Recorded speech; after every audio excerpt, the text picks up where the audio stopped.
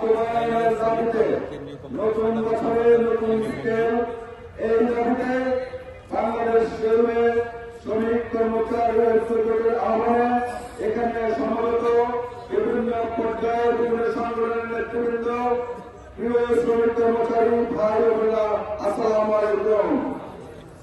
বন্ধুরা, আমরা দীর্ঘ সময় এখানে আমাদের প্রতিবাদ, আমাদের আহ্বান সরকারের বিভিন্ন সংস্থা এবং মিডিয়া ভাইদের মাধ্যমে সরকারের কাছে পাঠানোর চেষ্টা করেছি।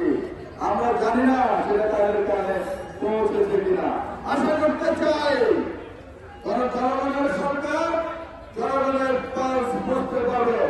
শ্রমিক কর্মচারীদের যেভাবে তারা তাদের ন্যায্য দাবিকে ঘুষে উঠছে, আমরা আশঙ্কা প্রকাশ করছি এখনো সচিবালয়ের ভেতরে যারা বসে বসে শীতাতাপ নিয়ন্ত্রিত কক্ষে কাগজের কলমের কোথায় শ্রমিকদের ন্যায্য এই অধিকারকে বাস্তবায়ন করতে দিচ্ছেন না, তাদের কাছে যাচ্ছে কিনা জানে না। আমরা ইতিমধ্যে জেনেছি শুধু রেল নয়, সরকারের প্রায় সকল সংস্থা থেকে সবাই দাবি করছে। আচ্ছা ভাই, দাবিটা কি অযৌক্তিক? কমিশন দিয়েছিল কমে 15 সালে 10 বছর হয়ে গেছে। দুটো পাওনা ছিল আমাদের। কয়টা পাওনা? তাকে আমরা ফ্যাসিস্ট বলি। আপনারা তো ভালো, আপনারা দিচ্ছেন না কেন? আপনারা কেন দিচ্ছেন না? আপনাদের কি ফ্যাসিস্ট লোকে পেয়েছে? আমরা জানি না। এই লোক কিন্তু ভালো না। এই লোক যাদের হয় তাদের চিকিৎসা দেশে চলে না, তাদের চিকিৎসা বাইরে হয়ে যায়। জনগণের সরকারের বিষয়ে শ্রমিক কর্মচারীরা এমন ক্রিটিক্যাল মন্তব্য করে, এটা আমরা চাই না। প্রিয় ভাইরা, পে স্কেল দিতে অসুবিধা কোথায়? আমরা দেখছি মেগা প্রকল্প বাস্তবায়ন হবে। মেগা প্রকল্প বাস্তবায়নের নামে বিগত দিনে লুটপাট হয়েছে, কিন্তু যাদেরকে দিয়ে সরকারের টুলস, যাদেরকে দিয়ে সরকার পরিচালিত হচ্ছে, সরকারের বিভিন্ন সিদ্ধান্ত বাস্তবায়ন হচ্ছে, এমনকি আগামী জাতীয় নির্বাচন সুষ্ঠু করা হবে যাদেরকে দিয়ে, সেই শ্রমিক কর্মচারীদেরকে অমুক্ত রেখে উৎসাহন করে আপনারা কি কাজ করতে পারছেন?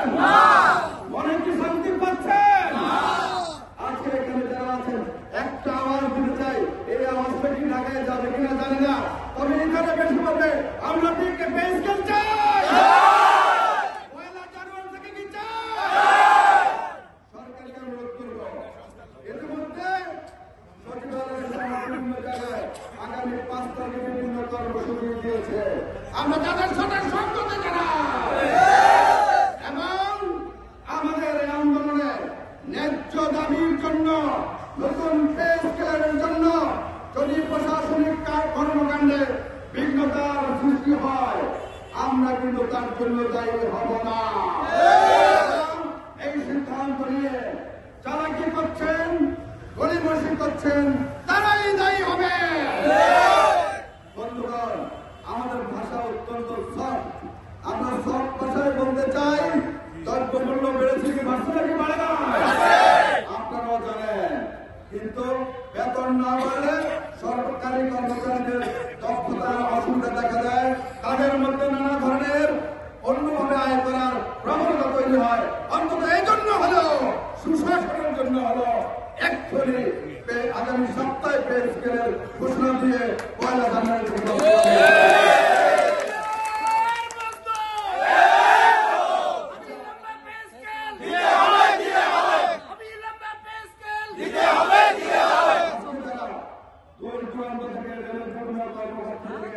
সব থেকে এখানে এসেছেন, তাদের সাথে আমি ধন্যবাদ জানাই, কৃতজ্ঞতা জানাই।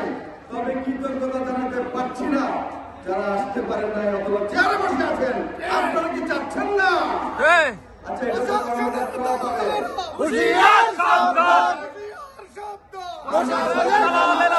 এই ভয়েস রেজ করতে হবে আমাদেরকে। আমরা আজকে থেকে, এই মুহূর্ত থেকে যেখানে যাব, আলোচনা করবো পে কমিশনের পে স্কেলের বিষয় নিয়ে। করবো নাকি?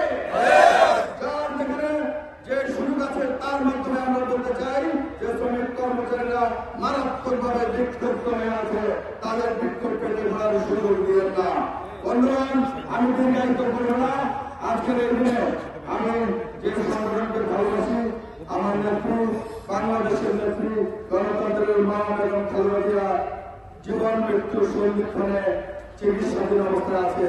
তার জন্য, তার চিকিৎসা এবং সুস্থতার জন্য আল্লাহর কাছে ফরিয়াদ করি। আমরা আমাদের সকলের কাছে দোয়া প্রার্থনা করে আমরা এখানে শেষ করবো। তার আগে রেল সম্পর্কে দুটো কথা বলতে চাই, কারণ বিভিন্ন দপ্তর থেকে অনেক বন্ধু রয়েছেন। বন্ধুরা, আজকে এই পর্যায়ে রেলের কতিপয় কর্মকর্তা কোথায় নিয়ে যেতে চাচ্ছেন আমরা জানি না। তারা রেলকে পেছন দিকে টানতে চাচ্ছেন, দুর্নীতিকে আবারও তারা আস্কারা দিচ্ছেন। বিভিন্ন প্রকল্পের দুর্নীতির ব্যাপারে ইতিমধ্যে আপনারা দেখেছেন, পত্রপত্রিকায় নিউজ এসেছে, মামলা হয়েছে, তারপরে এদের ঘুষ হচ্ছে না। আমি নাম বলতে চাই না, আকারে নিয়ে বলতে চাই, 2025-এর শেষ দুর্নীতিকে উৎখাত করে ছাড়বো ইনশাআল্লাহ। বছরে রেলে কোন দুর্নীতিবাজ কর্মকর্তা ভালো পদে আছেন এটা আমরা দেখতে চাই না। নতুন বছরের অঙ্গীকার হোক নতুন বাংলাদেশ, নতুন বছরের অঙ্গীকার হোক নতুন পে কমিশন পে স্কেল। সবাইকে ধন্যবাদ দিয়ে শেষ করার আগে একটা অনুরোধ করবো, আপনারা শুনবেন।